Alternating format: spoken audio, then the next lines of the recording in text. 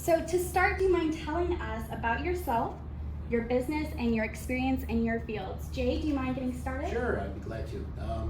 Jay McCord, I'm the senior landscape designer and horticulture specialist at Liberty Landscape Supply.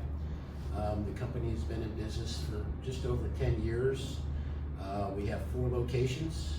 Just opened up our newest one down in St. Johns County near World Golf Village. It is 13 acres.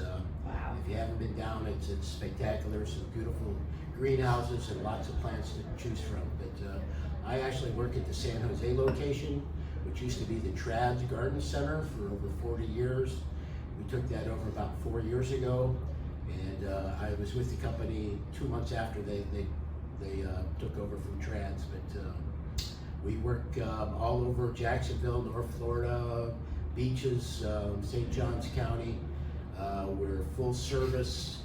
Other than the maintenance, we do landscape design, we do lighting, we do paver work. Our specialty is high-end landscape installations. We're currently working at the Cumber Gardens, doing a big lighting project for the English Gardens in the cafe area, which is very exciting and kind of a fun job to work on. But we've had quite a few very influential customers over the years, from mayoral candidates, city council people. But it's been a very rewarding job from the creativity standpoint that I really love. So. Well, thank you so much for joining us today. I can't wait to hear more about that. Now, Scott, you're with Honeydew Service, Inc. Can you tell me a little bit about yourself and your experiences? Hi, so my name is Scott Wilson. I'm a co-owner with the Honeydew Service with my wife, Michelle.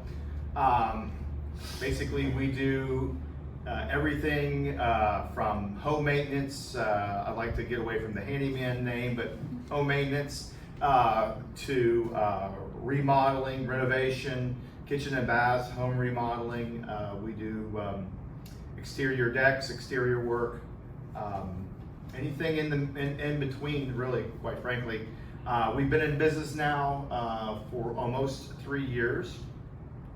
And seen a lot of interesting projects. Our first project that we ever did was put together a basketball goal, and one of the largest projects that we're doing right now is renovating the convenience bathrooms at the Little Talbot Island State Park campground. So there's a wide range there for you. Yeah. And we've worked several times with a live credit union with some financing. So we encourage our customers to go to their website, and if it's something that's rather use their own money, they could use a Live's money and get financed for a project that might be $5,000 or $10,000 that they really need to get done or want to get done. And I encourage them to go there and check out the programs that they have available. So it's pretty much what we do in a nutshell. Well, thank you so much for coming today. I can't wait to hear more about that. Katie, you are our home market expert today. Tell me a little bit about your experience as a realtor. As Haley has said, I am Katie Williams with Realty One Group, Elevate. I have been with them about 6 years. I absolutely love what I do. I love helping. I love helping my clients buy, sell, build, or invest. My main goal is to make the process smooth and make it easier for the home sellers or home buyers. So been doing it, like I said, for about 5 or 6 years, and I love it. Awesome. Ken, how long have you been in the mortgage making business now? Tell us a little bit about that. I've been here at Live for 7 years. I've been in the mortgage business since 2006 and working in credit unions since 1994. So 30 years in credit unions, almost 20 or a little over 20, just under 20 years in the mortgage market. Awesome. And of course, Brian, thank you so much for joining us. Can you tell us a little bit about your expertise? Yeah, I'm Brian Smith. I'm the owner of B. Smith Roofing, native to Florida. Company, of course. I've been in business on my own for this my 20th year anniversary this year, thanks to a bunch of great clients that I've had over the years. The unique thing about our businesses that we offer our clients is we're a one-stop shop, unlike probably, I would say 95% or greater of all the roofing contractors that you come across. They specialize in one type of roof. And with B. Smith Roofing, we do every type of roof that is made by man that you can install, that can be removed, and do our own sheet metal and our own waterproofing. So that's kind of been our niche in the industry that's helped us, be successful over the years. Well, thank you so much for joining us. So throughout this discussion, I would love to just keep it open. You can jump in to answer any questions. Some I will have specifically for your field of expertise. So let's start with our housing market expert, Katie. Katie, what features or qualities are today's home buyers valuing most when they're looking for a home? So right now we're seeing a lot of home buyers wanting two things, a great backyard and a great garage. These are spaces that are adding value. People are really taking advantage of this space. The garage, if they're doing the epoxy floors, the hanging shelves, the storage, it's really a big deal for buyers right now. As far as the backyard, they're looking for space to be able to do something really great, to be able to put a pergola or maybe a kitchen outside. So those are the two main things that my buyers now are looking for. Awesome. So does anybody have any other little tweaks that they have seen folks looking at as far as when they're going into a new home? Do you have people come to you? Different. I used to think the kitchens were very important to people coming in. Well, we'll definitely go into kitchens in a bit, but I really love that. So Scott, have you done any garage renovations? No, we recommend another company that we partner with. As far as the epoxy flooring goes, we kind of say we do it all, but we don't really do it all. So if it's out of our niche, I do recommend another contractor. We put in shelving, and we've actually put in and installed electric winches for people that have those Jeeps, the hardtops. Cool. We put in, hanging, that kind of stuff, the hanging shelves. We do that. As far as the background, everybody wants, or the backyard, everybody wants a space back there to kind of barbecue and hang out with the kids or family or whatever. And we've done some things like that, or done some things back there. We built pergolas, several pergolas for folks that either can't, won't want to assemble them themselves. Built, poured concrete slabs for them. And then when the 1001 boxes show up in their front porch, and we go through them all and assemble it for them. So we've done that a few times, and we see that quite a bit. Very cool. So circling back to Ken and Katie over here, what challenges do you see that buyers are running into with the current market space? Today it is interest rates. Unfortunately, they're still kind of high, which is taking away from how much you can qualify for. And that's not helping with the price of homes being up where they are right now. So that's the main challenge. Interest rates are high, makes your payment high, and then people see that payment versus what they're getting for it, and a lot of people have kind of thought, maybe I'll wait just a little bit longer and see if I can wait for rates to come down. So Yeah, absolutely agree with you on that. Also, what's kind of hindering people is low inventory right now. As Ken mentioned, the prices are high as well. You have to really be cognizant of how you price your home. You don't want to overprice it. And a lot of things right now are also a little bit overpriced, hoping in the future that will calm down a little bit. Now I am curious, you two are my experts today. Do you ever run into inspection issues when people have decided this is the home they want to buy, and then you get to an inspection issue that somebody needs to contact someone like Brian because they can't sell this house, now the roof needs to be replaced? And you get to an inspection issue that somebody... Yeah, so sellers are actually, it's a good time to buy. And the reason I say that is because of what sellers are willing to do right now. Sellers are willing to pay and repair things such as roofs. They are also there to give home warranties. And I think the biggest thing that sellers are giving right now is money towards closing costs. If I can chime in one little bit there, lots of times we get contacted by sellers, buyers, and realtors because during the inspection there's wood rot, there's issues with time, there's just issues with the home that the buyer would like addressed prior to the sale, and basically it's a giant honey-do list, and it's something that we kind of go in and take care of for them, so that lots of times too we find that the sellers are wanting to do this preemptively prior to even selling the home, because they know that there is some things in their home that they need to be addressed. You know, obviously facial wood rot, you know, people think siding, you know, even a rotten deck that needs to be replaced. They're doing that work to put their home on the market and kind of save some time with the inspection process. So we've replaced siding on homes, siding on chimneys, rebuilt chimneys.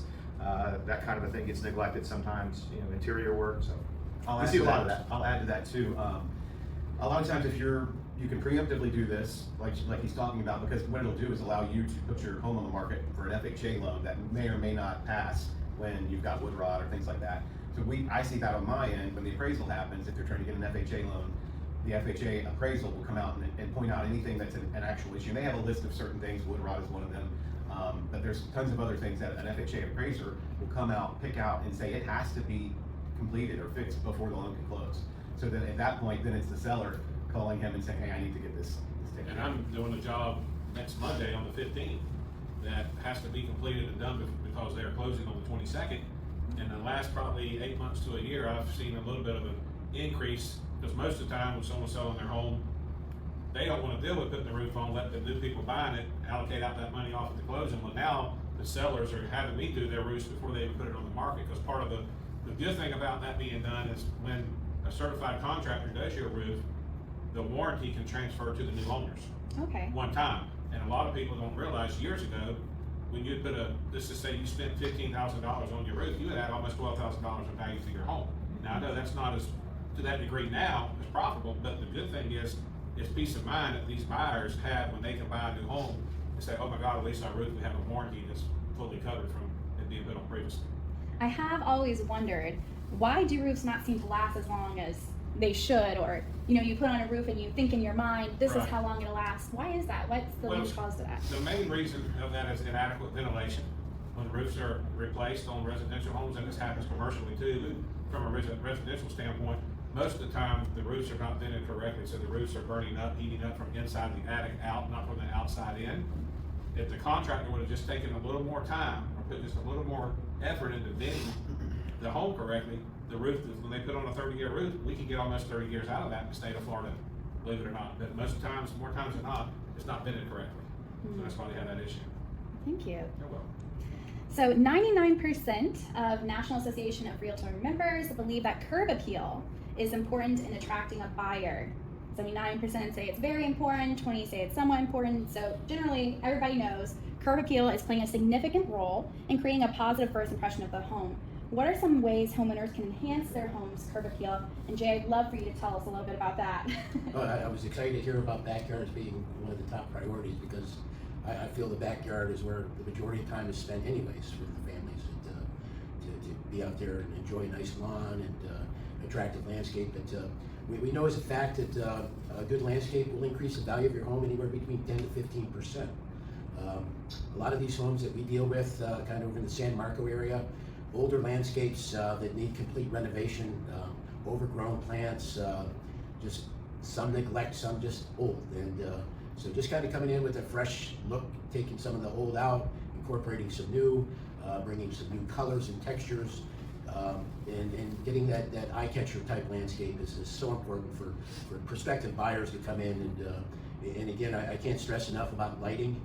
Adds a whole different element to the landscape. Is to bring lighting in, that people driving through the neighborhoods looking at homes in the night can kind of really see the full spectrum of what they're looking at. It adds a whole different dynamic to the landscape with a good outdoor lighting. Now, I can't help. I know you brought some show and tell today. These are a couple of my favorite plants, and we talked about sustainability. These are very low maintenance plants, which I think is very important. This plant right here is called Lamandra Platinum Beauty. It's one of my favorites. I'm using it in almost every one of my designs. I've started with this plant about 3 years ago. Very graceful, it looks great in the wind, but it's extremely low maintenance where you don't have a lot of the dead leaves at the bottom. A lot of the fountain grasses you have to prune back every year. These, you don't have to touch it. Plant it and forget about it. It's a great, great plant. Does well in sun to partial shade. This plant is called leopard plant. There's another variety that has yellow spots on it. Does it extremely well in the shade, deep shade. It does really well. And then in the fall, it has these beautiful yellow clustered flowers on it. So once again, I like to bring color in because color brings a whole different look to the landscape. So many of these older landscapes are just totally green.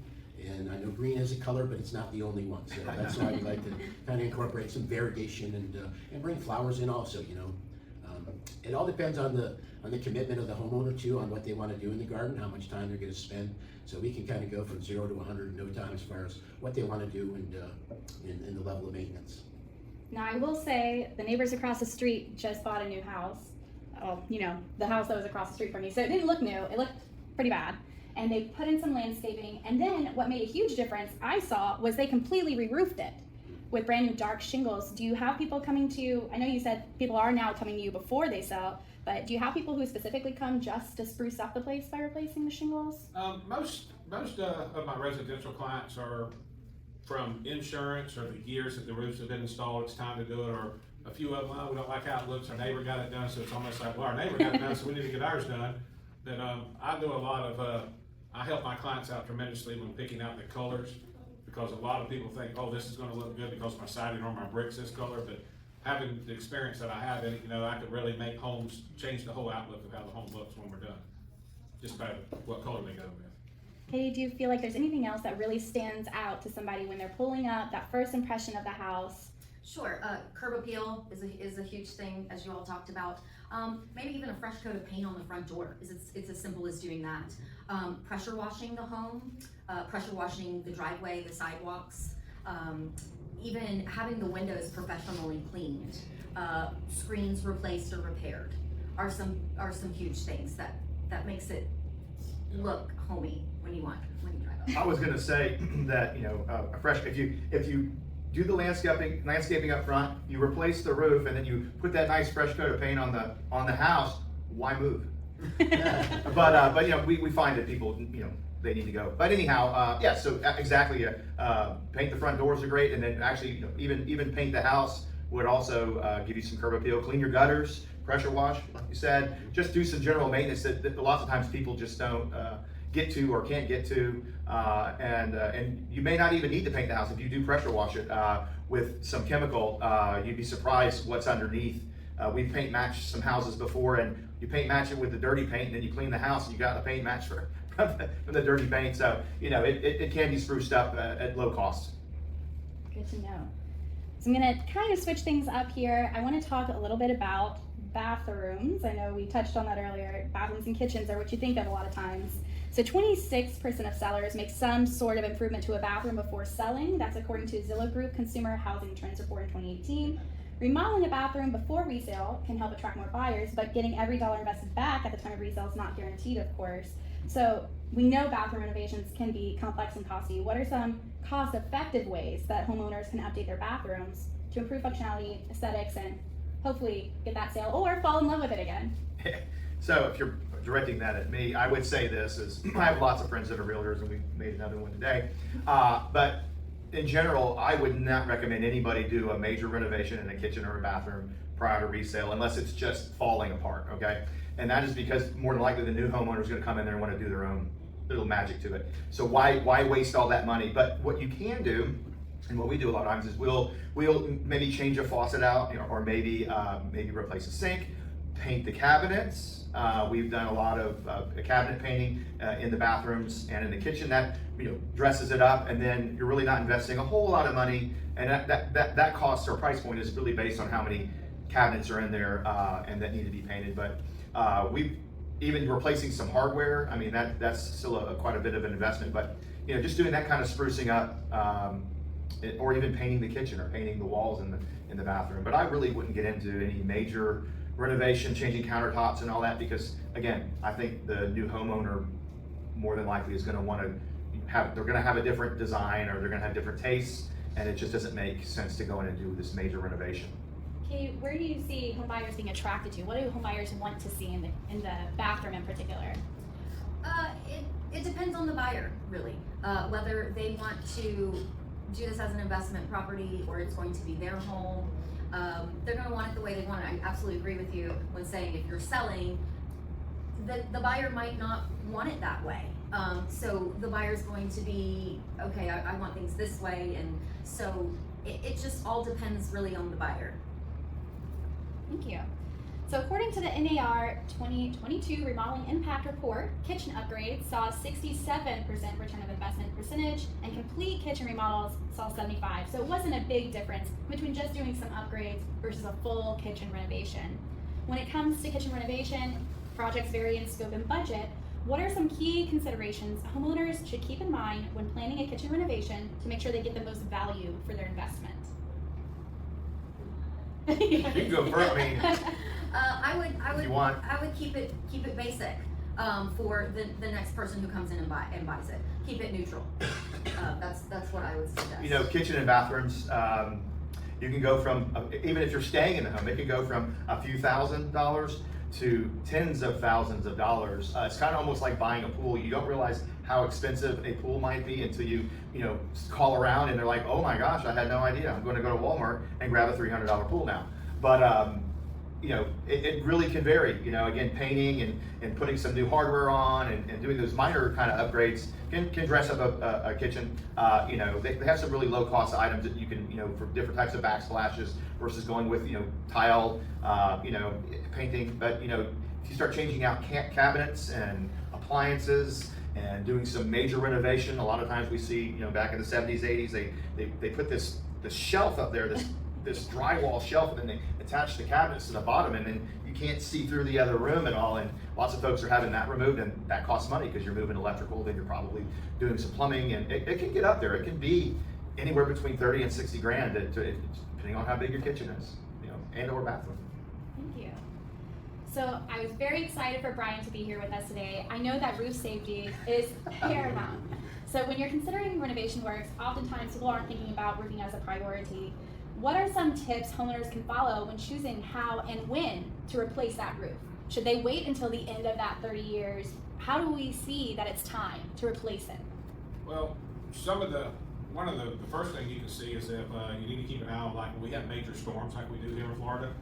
If you start seeing like hail hitting in your front yard, or you were at work and your neighbor's home and hey, we had a bad hailstorm, the first thing to do is not call the roofing contractor. The first thing to do is call your insurance company, set up a time for them to come out and inspect your roof, and then call a roofing contractor that you trust to come look at the roof also.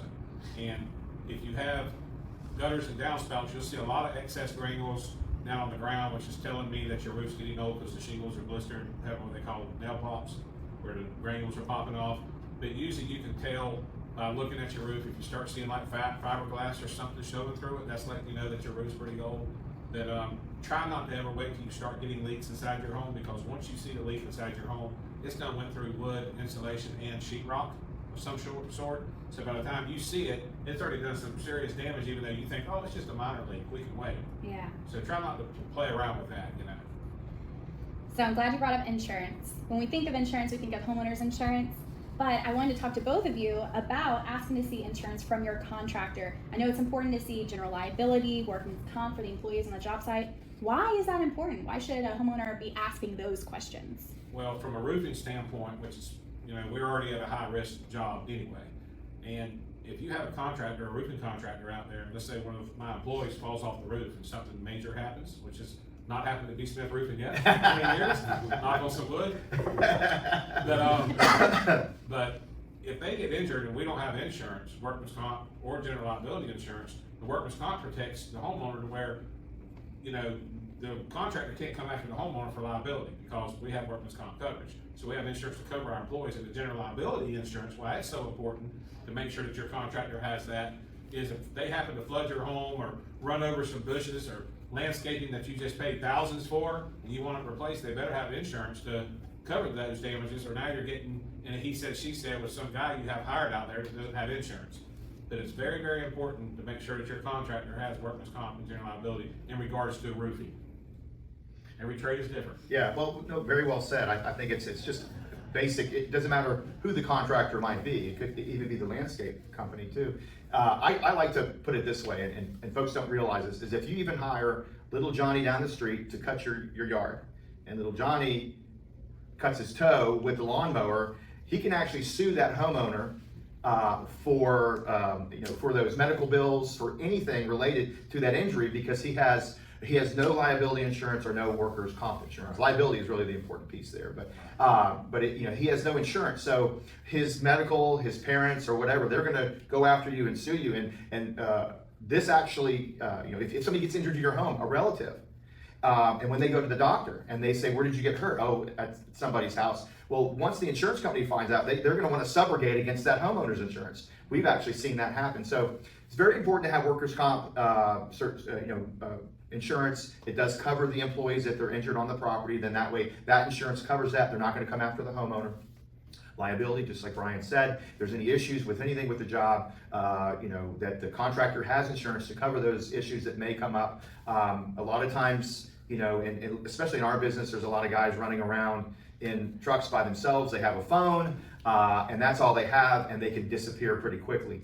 And then eventually you hear about those guys on the news. But for us, we have a building, we have an office phone, I'm actually a licensed contractor, and we have all the liability insurances and workers' comp insurances. All my people are employees of ours, so they have somewhere to go. If there's a problem with anything, they come to our office, they come talk to me or my staff, and we resolve those issues. Whereas if you hire Chuck in a truck, you're going to get his phone, and then you're going to get blocked, and he's going to disappear. He's going to take probably half your money, and you'll never see him again. And so that's value.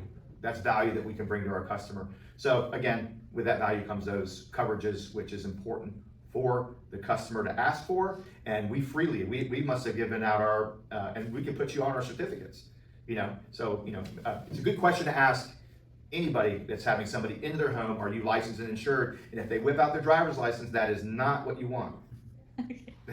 Just to add to that, tree service is another one to kind of watch out for. Oh, yeah. I always use the Chuck in a truck too, but if they get a chainsaw for Christmas, all of a sudden they're certified arborists, so you got to watch who you're dealing with, Make sure you get a track record, get some references on who they worked for in the past. So not everybody's a certified arborist, but I believe those are the best. If you're having somebody way up in your trees, you want to have the best. So just be on the lookout.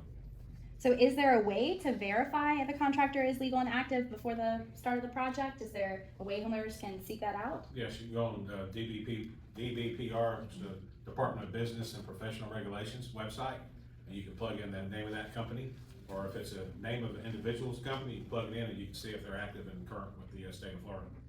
You go to Sunbiz also. Yep. And search them that way with their business name.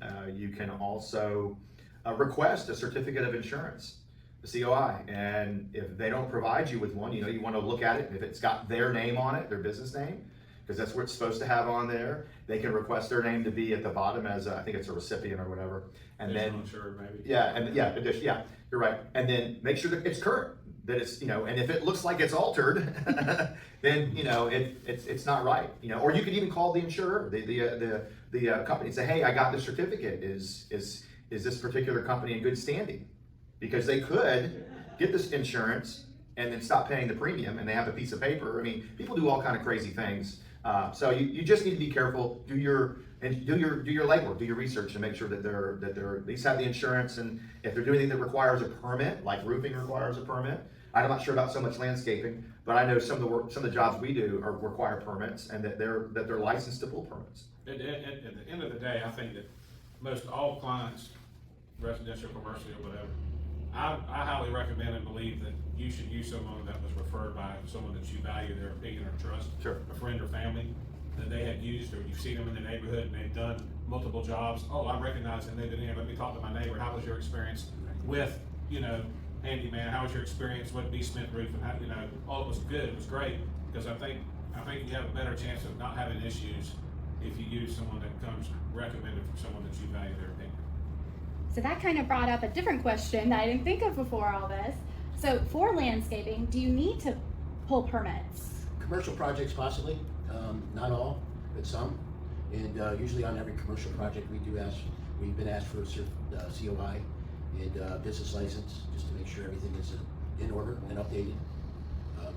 But most residentials, no, we really don't require permits. Well, that's very interesting. Thank you guys for that.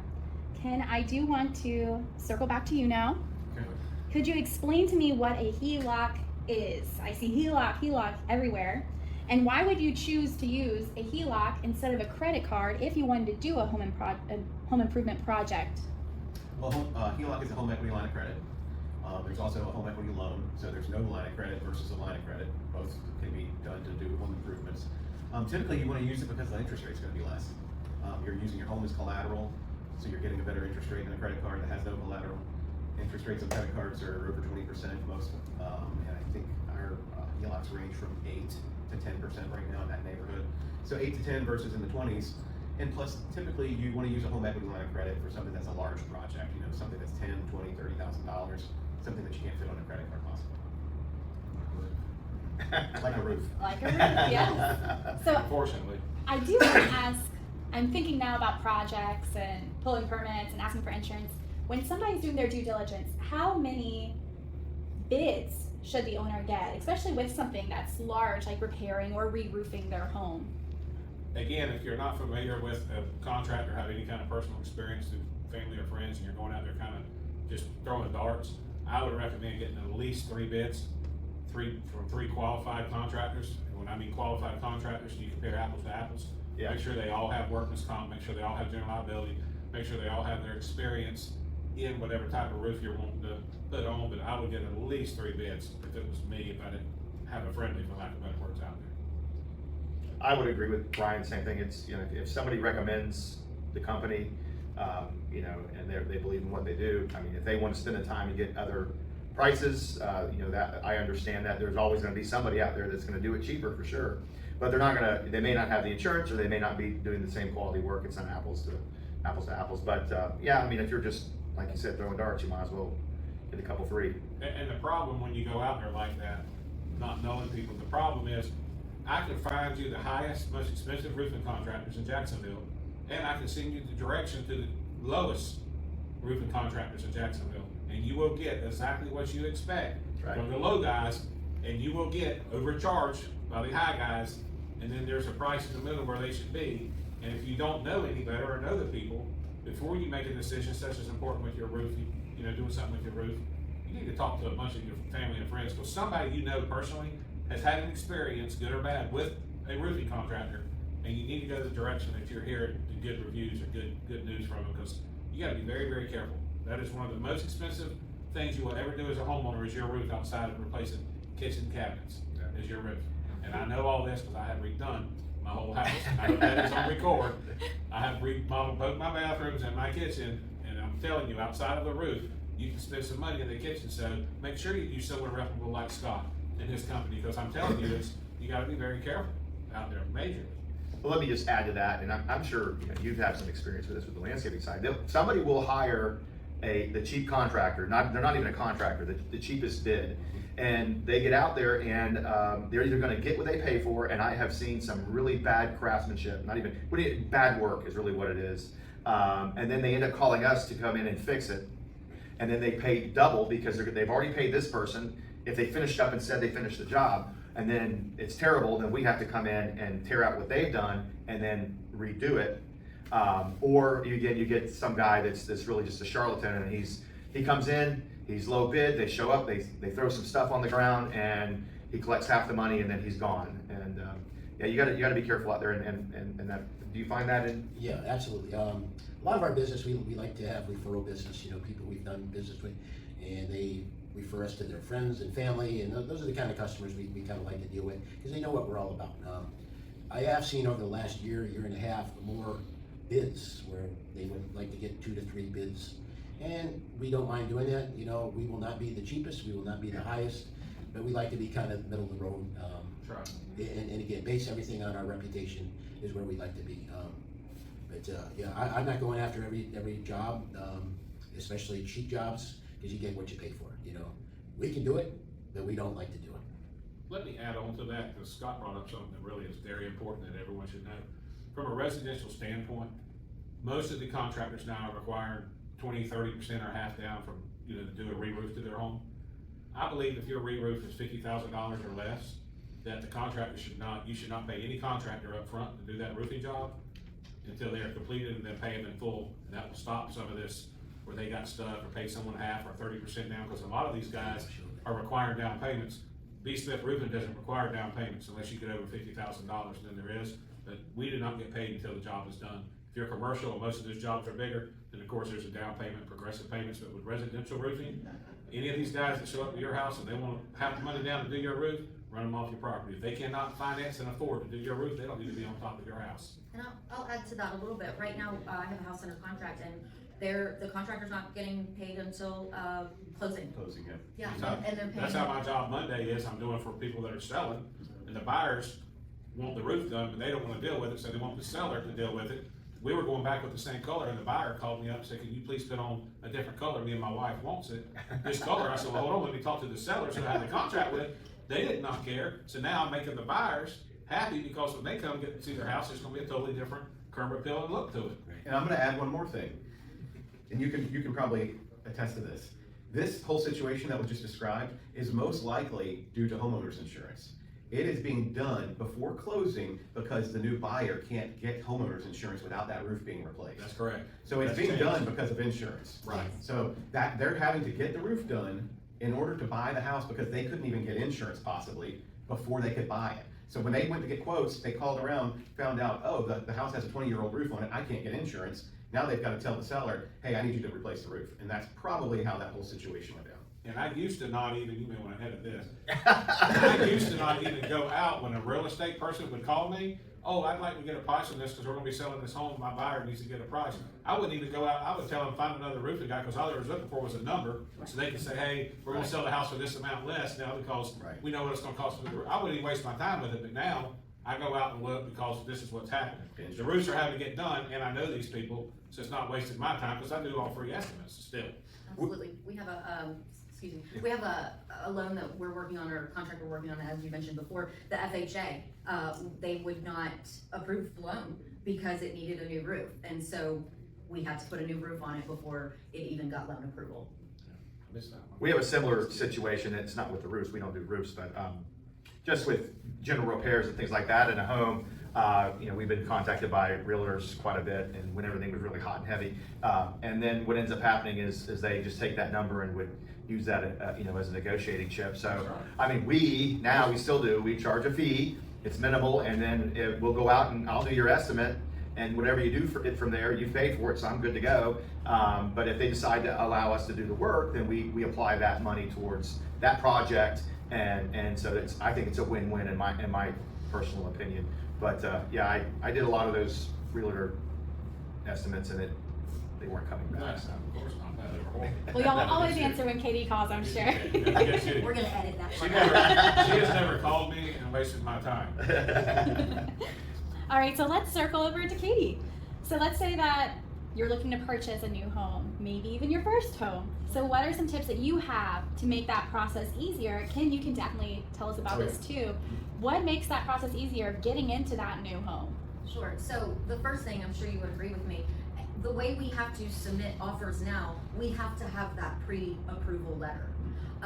There's definitely, and you can probably add on to this, but there's a difference between pre-qualification and pre-approval. We want that pre-approval. So tell us about that, Kim. Pre-qualification is you apply, you don't submit any documents. I assume that you're telling the truth because you said you are on the application.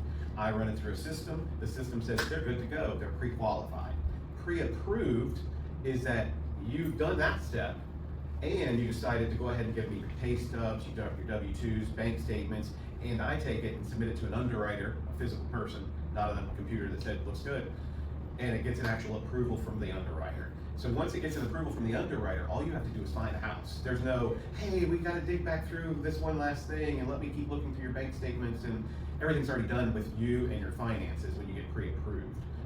I will say that a lot of people nowadays contact me just for the pre-qual letter, because most realtors still will take them shopping with just a letter, with the pre-qual letter instead of the pre-approval. So a lot of them still nowadays are still reaching out to me and saying, can I get a pre-qual letter? because it gets them access to a realtor that will take them shopping. So the realtor, at least, and ours says, and it has a disclaimer on there, this is a pre-qualification, we will be looking into their income further, that kind of thing. So there's that step between pre-qual and pre-approval that it's a big difference. And the homeowner and the realtor know that difference when there's negotiation. So they know if you're pre-approved that you've done the steps to get into this house, where the seller, if you're just pre-qualified, may say, oh, if I've got these two different buyers to look at, this one's pre-approved, this one's pre-qualified, let's go with the one that's pre-approved, this will probably get through quicker.